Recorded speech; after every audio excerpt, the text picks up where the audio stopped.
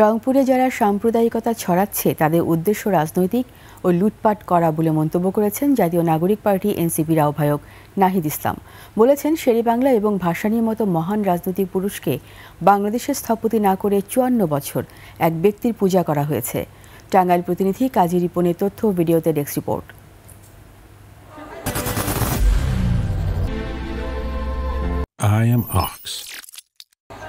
দেশ গড়তে জুলাই পদযাত্রার ২৯তম দিনে দুপুরে টাঙ্গাইলে যান জাতীয় নাগরিক পার্টি এনসিপির নেতারা। স্থানীয় নেতাকর্মীরা তাদের স্বাগত জানান। শহরে পদযাত্রা শেষে শহীদ মিনারে হয় পথসভা।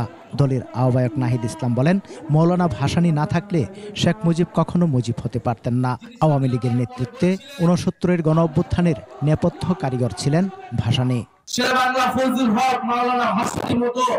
মহান রাজনৈতিক পুরুষ যারা এই বাংলাদেশের স্থপতি, তাদেরকে দিয়ে বাংলাদেশের জাতির পিতা শুধু একজন ব্যক্তিকে ঘোষণা করা হয়েছে, একজন ব্যক্তিকে পূজা করা হয়েছে গত ৫৪ বছর ধরে।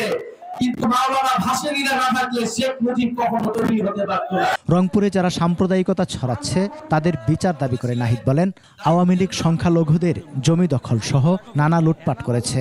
এই ঘটনা যারা ঘটাচ্ছে তাদের উদ্দেশ্য ধর্মীয় নয়, তাদের উদ্দেশ্য রাজনৈতিক, তাদের উদ্দেশ্য সাম্প্রদায়িক এবং তাদের উদ্দেশ্য হচ্ছে লুটপাট করা।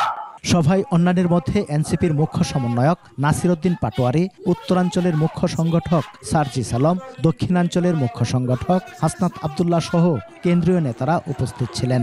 কয়েকটি মিডিয়া অন্ধভাবে দলের দালালি করেছে, তাদের সংবাদ কর্মীরা আজকে তারা যে সেই চ্যানেলে কাজ করে সেটা বলতে লজ্জা পায়। আমরা চাই না ২৪ পরবর্তী বাংলাদেশে কোন মিডিয়া আর এই করুণ দশা হোক।